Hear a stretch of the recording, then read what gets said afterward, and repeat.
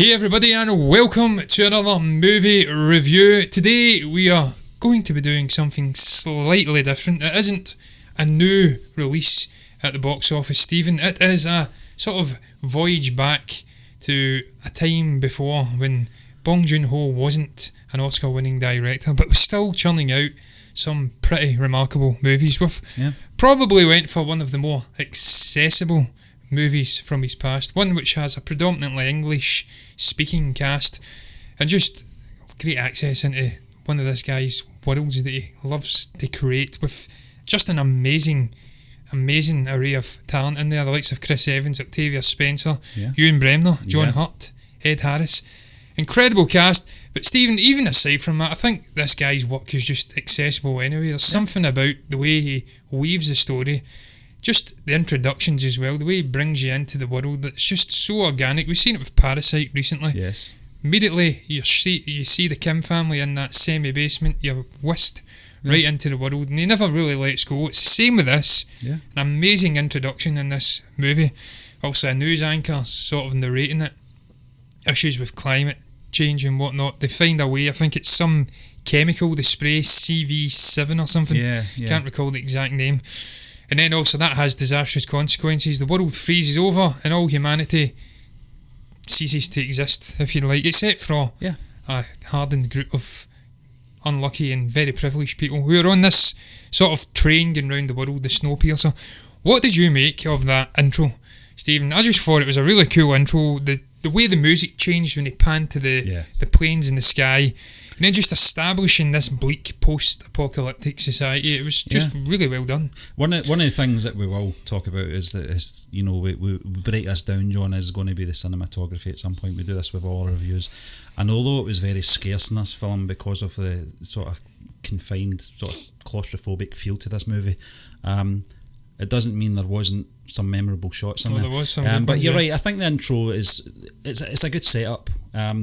Unlike a film like Terminator Salvation, where you're thrown into this post war sort of surroundings, that had a build up with Terminator 1, 2 and 3 at least. You knew where and why that happened. It's funny you say that, Stephen, because I was thinking of the Terminator when I watched it. There was something about the shots of the cars frozen over in the city, escapes frozen over, no life existing anywhere. It just gave me a flashback to the Terminator when we go into the future and you have the skulls on the beach and whatnot. So funny you should say that. I was thinking the same thing. And I think the way that the director set this up as well, as you said, it is a living, breathing environment. So there's no time wasted, and that that I like that. It's a good way of storytelling. Just I think the sort of narration style at the start covered everything we had to know. We didn't really have to know. No. The ins and outs of why we were where we're at, so it was a great introduction. The way I think though, John, is the first shot we see of the train, or the Snowpiercer. That's the why it's called that, isn't it? I'm thinking, how does this thing run? How does it not stop? How does all these things are the scenarios. Who built this train track? It's massive, it goes on forever. There's just go around in a circle around the mountains. These things that I always think of, I shouldn't really concern myself, because Bong Joon-ho's set up this world in a way that the audience should be worried about things like this anyway. And here I am questioning all these little things and nitpicking, but it was a good setup, John. I liked that. It was also just the tone of the film as well. Once we actually get into the those inside the train into the carriages, it just kind of showed you where this film was going to go from the beginning. Stephen, look, you're right about the whole railroad sort of setup. How did they manage to circumvent the entire world? I think they were going over oceans, so very, very long spaces where no land. I think you just have to suspend your disbelief with movies like this at times. There certainly is. It put me in mind of Solo. Those sequences, the heist. It put me in mind of that. Exactly, it was like that. I think they ripped off Snowpiercer. I think Bong Joon-ho's got a Bong Joon-ho, I should say. I always screw the guy's name up. Jesus Christ, it's not that hard, John. think he has got a case for plagiarism against Disney Lucasfilm, but yeah, I think there is some inconsistencies in this movie, but we'll try not to dwell on them too much. I'm sure we will reference them at some point though. Certainly one that's coming up shortly in this little guideline I will reference. But you're right about the pre-existing living world we get thrust into, Stephen. I think there's something about these movies, post-apocalyptic settings, that just lend greatly to being able to thrust the viewer right in to the world. You don't really establish a traditional beginning, middle and end. It's sort of already set out. This world's living, breathing. These people have been going through some turmoil and stuff for many, many years, and you're thrust into a particular point in their life. We've seen it with Star Wars famously. Obviously, there was three movies, but there was obviously a fourth one tacked on, and obviously Rogue One. Yeah. Prior to the events of the original trilogy, but we were just supplanted right into this world. No prior knowledge about what's been happening before. It's kind of into the middle of a story, as I'm trying to say, really. Yeah. And then also Blade Runner was another one, post-apocalyptic setting. Well, Star Wars isn't post-apocalyptic. So Bong Joon Ho's actually copied Star Wars. Yes, he's copied Star Wars. Yes, it's 1-0. No, he hasn't copied, but he's kind of lent upon that theory of just creating a really good, believable world, and you're thrust into it. I just really enjoyed that aspect as well. The fact that we were thrust into these guys' lives, the likes of Curtis, and I can't recall John Hutt's character's name. I'll have to look him up just now. Yeah. His name was Gilliam, and just all these interesting, colourful characters from the sort of tail end of the train, and then the more nefarious characters like Tilda Swinton's Mason and whatnot from the upper sections of the train. Immediately thrust in, no real exposition, out with that narration at the start. You're thrust into the lives, and it's already established that there's some sort of heist or mission going to be happening pretty soon. Well, John, this keep asking Curtis when. Yeah, I mean, I know the duration of the film was just over 2 hours, but I thought that was very short. The sort of it flew in. The build up of it, you know. I don't want to get ahead of myself here because obviously we're talking about the introduction. The sort of way these officers controlled that end of the carriages as well, telling them, you know, row 1 sit down, row 2, row 3. You know Chris Evans wasn't going to sit down right away. No. That gives you the indication of what kind of guy he is, you know. But I think he's actually studying the movement of the doors and stuff like that, isn't it? He's counting the seconds or something like that, as I recall. So meticulous. You know, and I actually thought it was going to maybe take a bit more planning, but obviously the plans were already in place and it was all just about doing it at the right time, which I didn't mind. You know, again, it's just kind of, you know, speed reading. You're going through the sort of to get to the point, and I think it was maybe about the half-hour mark we first got a first bit of action. I don't know if we'll go into that just now, John, if you've got anything else to cover before quickly cover I would have thought the catalyst for obviously this uprising, and I think it's probably the Ewan Bremner character. Obviously there's a slight there's a bit of back and forth between the security guards or whatever you'd call them, the troopers. Well, it all kicked off when the children were taken away, wasn't that's it? Right, it was the children. The children get stole away, then obviously Ewan Bremner's character throws the shoe, hits one of the female, I still don't know her name, I think it's Claude. Yeah, the Claude. Hits her in the head, and then that brings down the full force of the likes of Mason and whatnot. They come in and teach him a lesson. They put his arm outside the train for 7 minutes. She gives a big rousing speech, and immediately, Stephen, I felt that just set the tone for some of the themes we're exploring in this movie. She's saying, passengers, this is not a shoe, this is disorder, this is a size 10 chaos, this is death. She puts it on his head. Yeah, she puts it on his head, immediately establishing they are the bosses, they are plebingtons, they are scum at the end of this train. They all have their preordained classes and systems. They're the peasants and they should know their place. And I thought that immediately just laid down the kind of establishing of the themes that Bong Joon-ho's or Boon Jong-ho's going to I keep screwing his name up, is going to be following in this movie. And obviously we've seen it in Parasite, hierarchical class systems and it seems the to be elites. This thing, So I think that was really the catalyst for it. What did you make of that sequence, incidentally? Obviously him putting his arm out. Her introduction as well, John. At first I wasn't sure if it was her. Yeah. I don't know why. She's a chameleon. Yeah, I mean, just I think it was the accent that kind of threw me off. I think it was, you said Yorkshire. I think it was a Yorkshire. Very broad anyway. But yeah, I mean, the whole arm scene out the sort of, I don't know, it wasn't a window, it was a kind of a slot. Yeah. Wasn't it? It was like a circular I wasn't really sure where they were going with it, with the 7 minute thing. I thought perhaps Are they just hoping that maybe that his arm will catch something on the way by and it'll be ripped off or something? I didn't think they were going to go as sadistic as they did with it, you know. And obviously, once the 7 minutes were up, Tilda Swinton's character had done her little speech in regards to the shoe, etc., and know your place. They bring his arm back in. It's pale blue, and it's absolutely solid, almost like Robert Patrick in Terminator 2 with the nitrogen. Yes, and a bit like Han Solo in Return of the Jedi with the carbonite. Stephen, obviously they cut his arm off, and that leads to... Well, it was a sledgehammer, wasn't it? Yeah, sledgehammer. I think they were actually trying to shatter it. Yeah, but it just came right off, so that was a shame for Joon and his character, but also that leads to the necessary catalyst to propel this movie forward and get into the sort of action. Yeah, the ram raid. Yeah, it's real. Yeah, the ram raid scene. That was excellent. That was the half hour mark. That was a bit, John, I was mentioning earlier. Yep. I just felt we're only half an hour in, we've got our first piece of action, which is excellent. I thought the way they did it was excellent as well. Very confined, very claustrophobic, but I thought the actual way they shot this was very well done, considering the lack of space. And just the timing of it as well. It was just the way the camera kind of followed the I don't want to say heroes, but the sort of main characters at this point, you know. Just getting through those first sort of few carriages.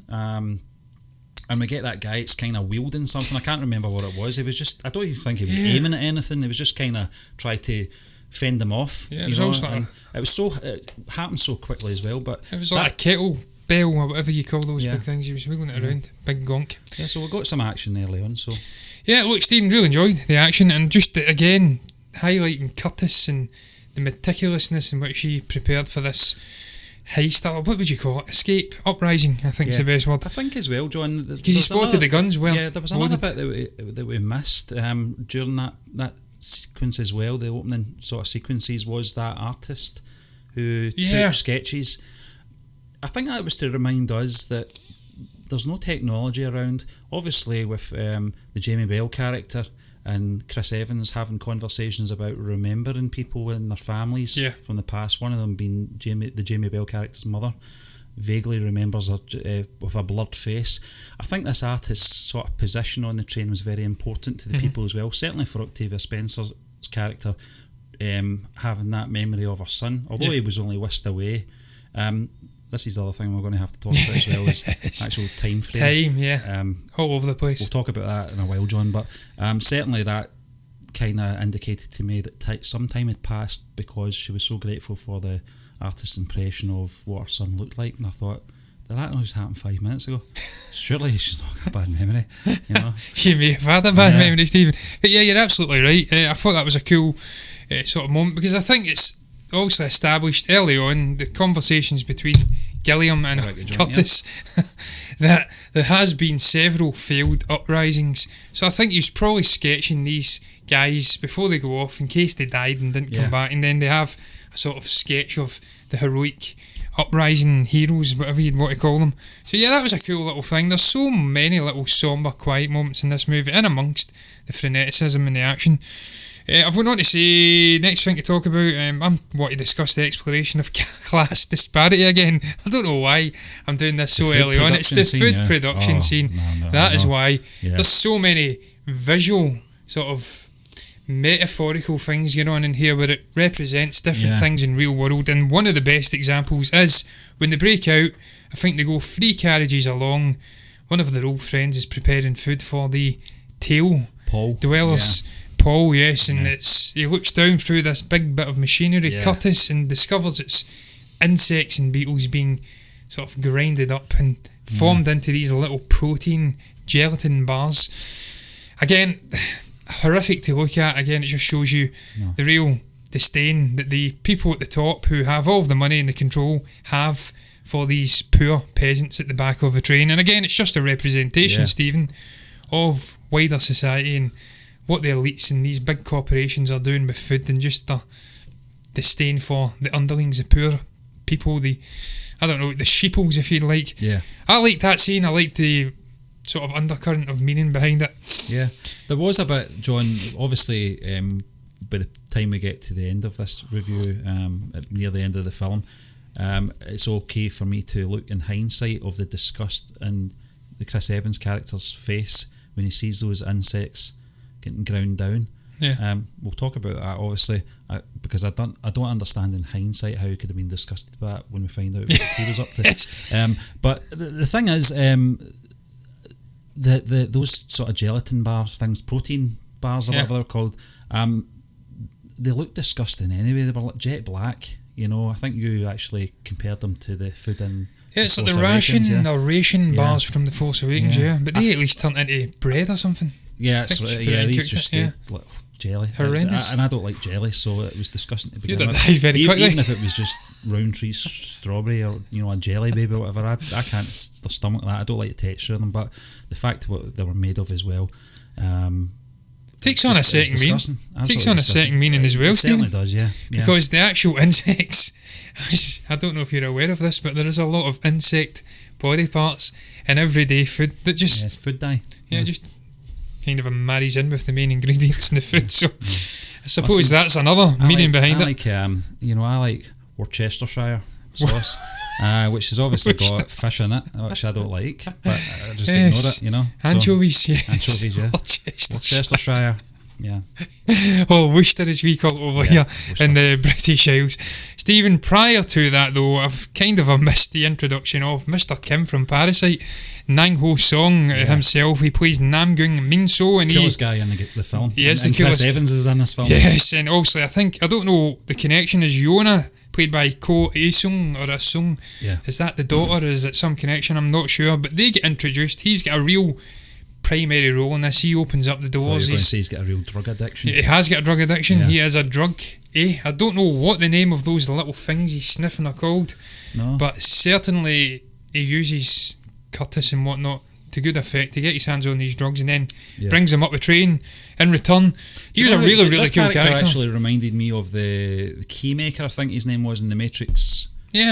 Second one, Revolutions. That was called. Can't remember. Reloaded. Remember the guy with the keys? Yeah. That's who he reminded me of. I went, that's your Keymaker. A lot of inspiration, Stephen, from different movies and iconic franchises in here, and it's post-apocalyptic, so it just lends itself anyway. But I suppose those themes and need for these types of characters would overlay into these different movies anyway, because they're trying to go up a train, they need someone to open the door. But you're right, it did kind of resemble that. I then went on to say the extended fight sequence. We have to discuss that. I think it's one of the highlight moments in this movie. Yeah. Harrowing journey over the bridge. I think it's the Ekaterina Bridge. I don't know where that is. It may be in Russia. Lord knows. It sounds like it could be Russian. But that fight sequence, they get no real resistance outside the big, muscular, bald guy. And then they open up this carriage and it's just swarming with these sort of ninja characters with axes and whatnot. Well, balls to the wall action thereafter. I think at that point, John, they realised that, Chris Evans and the gang realised that they didn't have any, ammunition in their weaponry. So it was back to basics with axes and machetes and knives and whatever else they had at hand. But it was a good sequence, John. So well shot. It didn't even go on too long. No. If you know what I mean. Sometimes you get action sequences, you get actually bored with them because they've gone too long. This didn't. It was just the right amount of time. I thought the way it was shot as well was fantastic. Yeah. And I think it was at this point as well that this was a sort of second piece of action. Because I'll be honest with you, John, I seen the film quite a while ago. Yeah. But I always remember my impression was going to be that there couldn't be a lot of action in this film, just because of the confined space. I thought it was going to be more thriller, and more sort of, I wouldn't say drama based, but sort of more of a thriller rather than action. But this sequence highlights, just the great action and you're right, the choreography as well was fantastic. Yeah, there's so many little moments in this movie though, and there's one moment in the break in the action where I think they're celebrating New Year. They go over this bridge and that is symbolic for New Year on this train. They all stop fighting, and there's a quick little close facial cut to one of these ninja guys, and he gives a horrific smile to Curtis. And there's hundreds of little moments in there like that where we have close-up shots and whatnot. I really enjoyed the cinematography in this movie as a whole, but I thought the way that he managed to go through all of that action, really cramped, lots of bodies in there. Yeah. It was stunningly shot, it really weaved beautifully, organically if you'd like. There's so much going on in there though. There is a moment with a window and featuring Nam Gong and Yona. They look out. Can't lie, Stephen, much like you, I missed it the first time that I've seen it. Yeah. But then obviously it takes on real symbolism later on in the movie. Yeah. I think we can talk about that just now anyway. It doesn't really matter where we land on these different points. But I've says here in a short little summary, it's kind of like a post-apocalyptic Wizard of Oz shenanigans that's going on, where there's a little bit of pokey pies getting told, aka lies, from the higher-ups about the situation outside, and the Wizard of Oz, it was obviously the wizard himself was lying. They don't want to upset the apple doesn't cart, want John. to, they don't want to upset the apple cart. They want to remain as the sort of Lord and Saviour. They want to maintain order. If you're comfortable enough, then why would you want anything to change, you know? But it was so subtle though. Yeah. Just the plane, and it had been unearthed by the ice, and that showed you that it was thawing. It wasn't as bad outside. As I said, totally missed it the first time. It wasn't until they made reference to it at the end of the film. I didn't notice the plane. I was wondering what they were looking down at. I always remember that scene, and I always remember my reaction. I'm like, I don't really understand what this means at this stage. But that's just the way this film's shot, you know, and it's very subtle as well. Yeah, and then there's obviously a moment, the action resumes, and then we have the likes of Mason and that other annoying little shit, Franco, the junior Franco, that long-haired guy. He's really annoying. Yeah. They stand there like Lord and Saviour at the top, and she goes on a rant. She thinks she's maintaining control, but it all goes to hell. I think it was the Jamie Bell character, Edgar, gets killed at this point. Yeah. Didn't really care, Stephen. I says that before we did the actual review. We came on. If it was Billy Elliot, I would have been a wee bit more upset, but it wasn't. Yeah, I didn't really care about his death, but I let out a scream of pure joy when Mason gets stabbed in the leg by, I think it was an axe from Curtis. Yeah. She deserved it. She was just a shit. She also gets captured. Young Franco dies, and then we go off on this journey, this slow sort of winding journey up the train. What did you make about Mason getting her just desserts there? Of course, there's a moment later on where she gets classroom. her. Yes. Yeah, it's funnily enough, John, that this moment I think the film actually slows down a little bit. Go through that kind of greenhouse area as well. Yeah. And the club, you know, and the gentleman's club. And I think this was just to show the sort of progression in class, you know, and living conditions as well. That's all it was for, you know, but it was just a bit of a change of pace after that fighting sequence. We also got the shooting as well through the glass. Yeah. Between that was epic. Franco. Yeah, it was excellent. It was just the way it was shot. Yeah. You know, it was a bit of a standoff with both of them. Then they realised I think the glass was kind of bulletproof to a point. But you're right. This, you know, we go through the sort of greenhouse, as you said. You know, the sort of gentleman's club or whatever it is, and then you've got the classroom with all the kids. Because I did wonder, you know, I went, where are the kids? You know, what was the purpose of taking them away?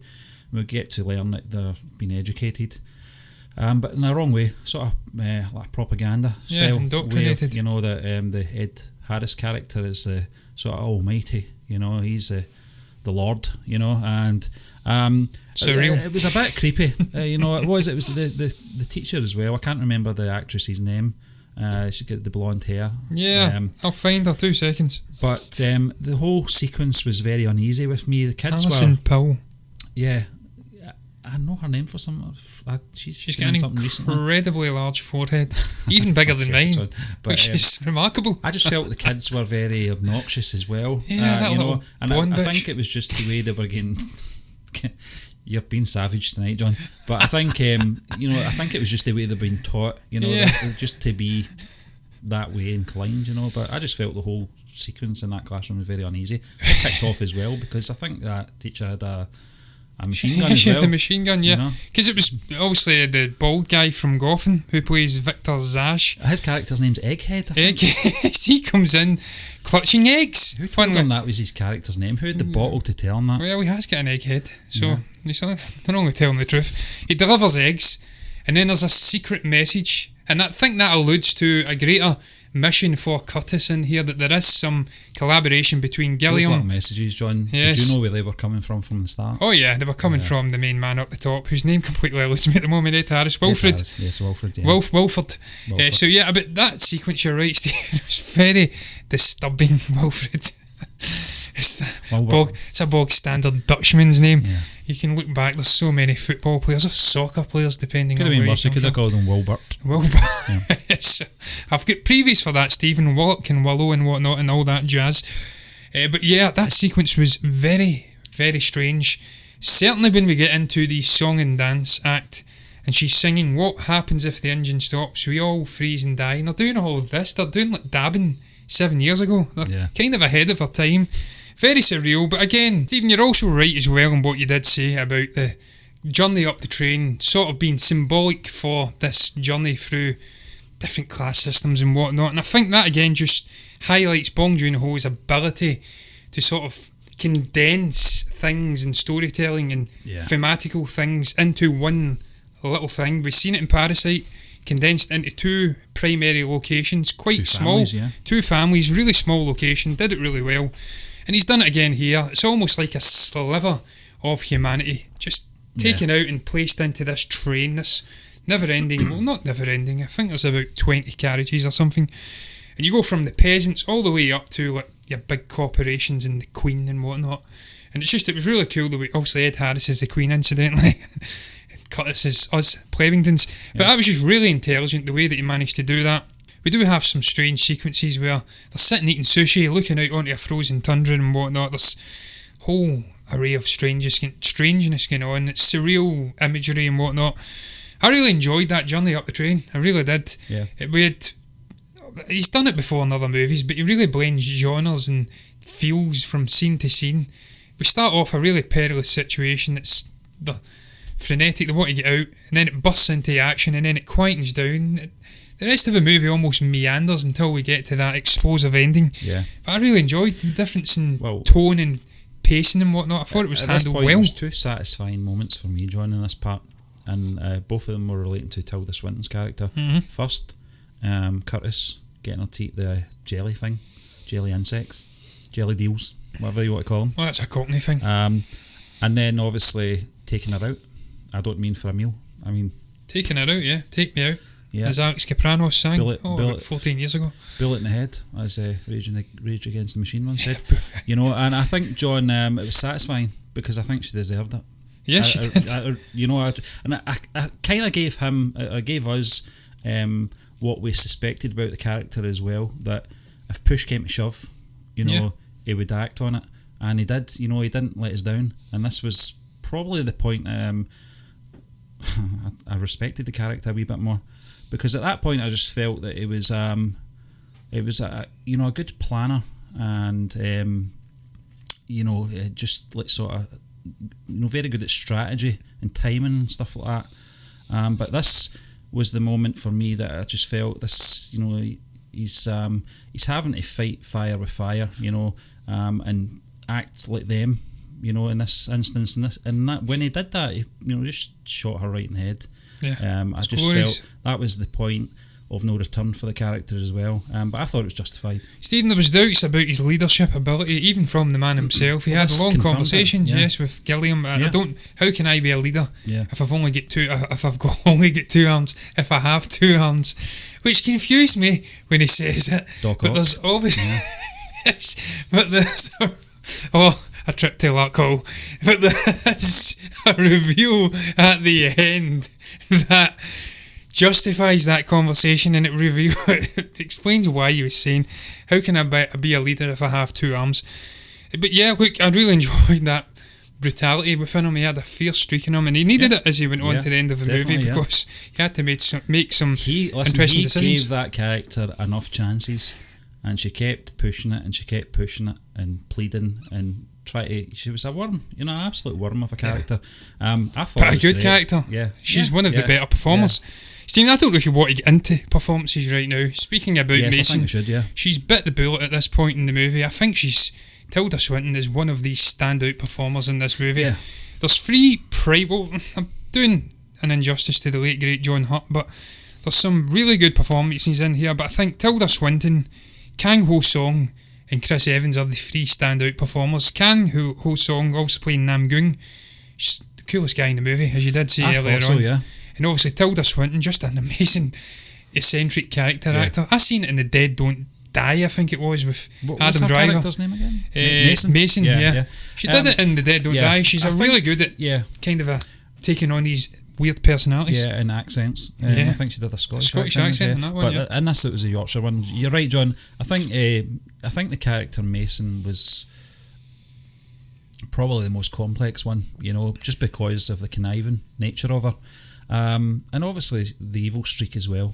So, to get someone like Tilda Swinton, they're perfectly cast. And you're right. I thought the character Nam Goong, is it you call him? Nam Goong, yeah. I thought, what a cool guy this is.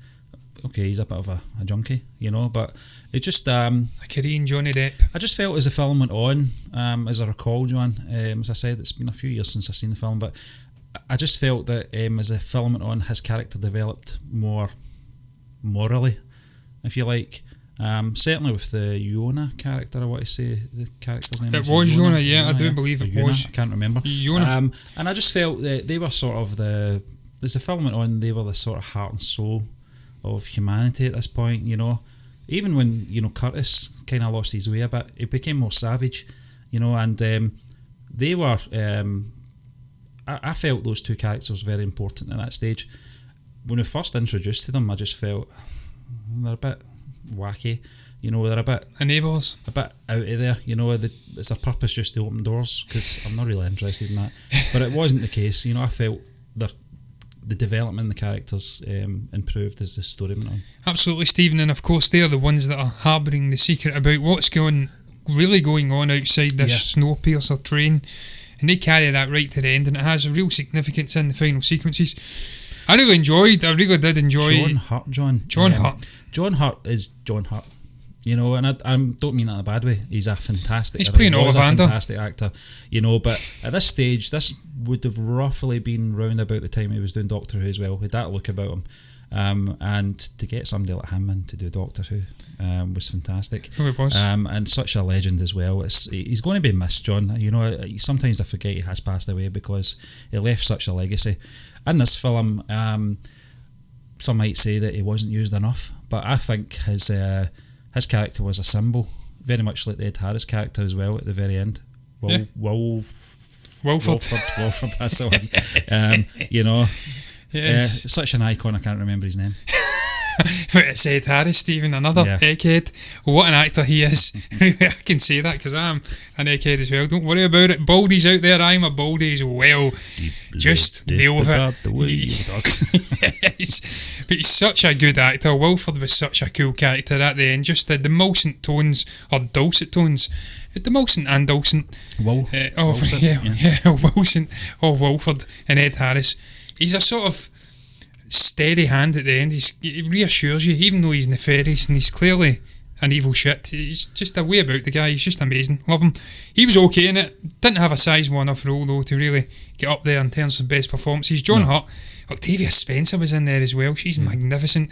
She has a really emotional thing going on where she loses her son. She kind of passes on the baton to Curtis to go and try and save her son, and again that proves really important in the sort of redemption of that character at the end. That's kind of opens up the chance for him to redeem past misdemeanours. But we're done with performances, Stephen. I personally would put it between Tilda Swinton, Chris Evans and Kang Ho Song. I can't really pick out of the three of them, but I think we'll move on though on that note to the next point, and it's all about, I've got it down here, themes explored in a story in general. I think we have maybe did that to the death. The themes explored are the themes that he likes to seemingly explore in a lot of his movies. It's all about hierarchical differences, society and class differences and whatnot. Just the indoctrination of people. It blends a whole array of really cool things in.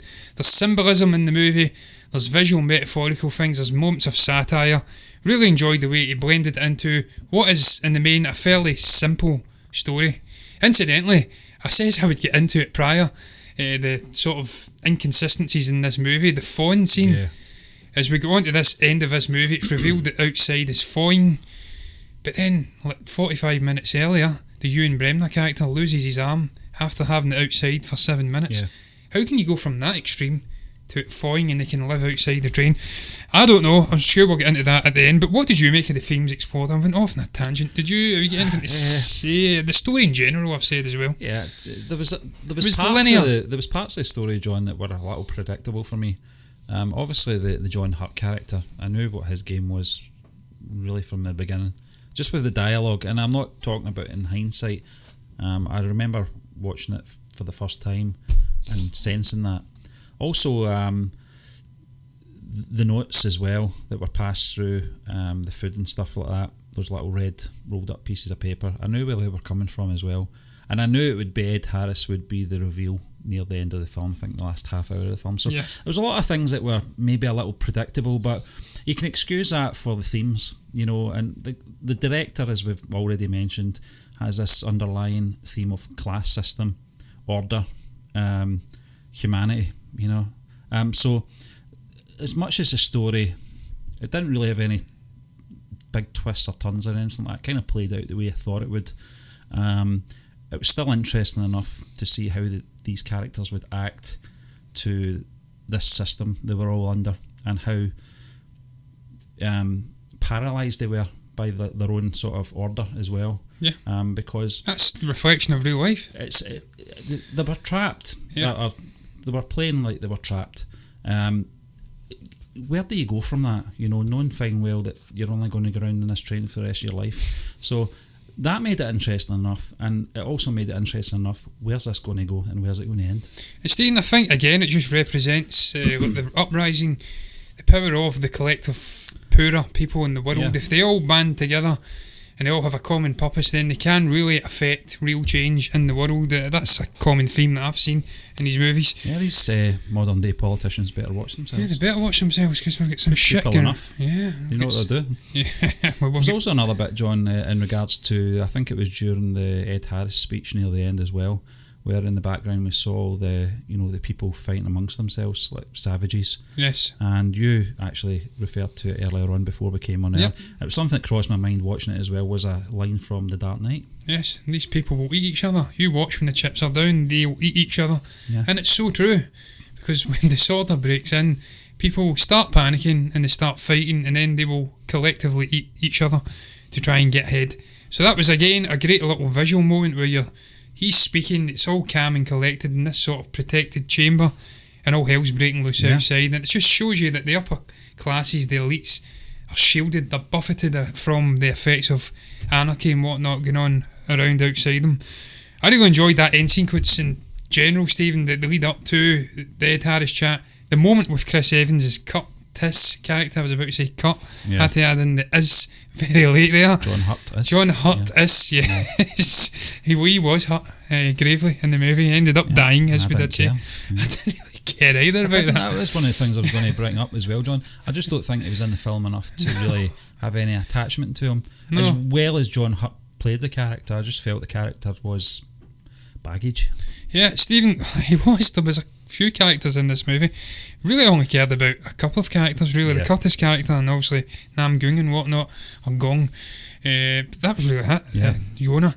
Because the rest were kind of superfluous. They weren't really that required. They were enablers, and they did some other things. But the Curtis speech, when he reveals that he's came from a real depravity and being the worst of the worst. Yeah. He was a cannibal. He was eating young babies. He does a real speech about, after a month we ate the week. You know what I want, what I hate about myself. I know what people taste like. I know what babies taste best. I thought that was a powerful moment in this character. It revealed the redemption of the character. It also revealed at the end when he goes to save the young boy, obviously Octavia Spencer's kid in it. Yeah. This is the full circle of this man. He's went from being a selfish shit to being completely selfless. He's willing to sacrifice his arm himself to save the children.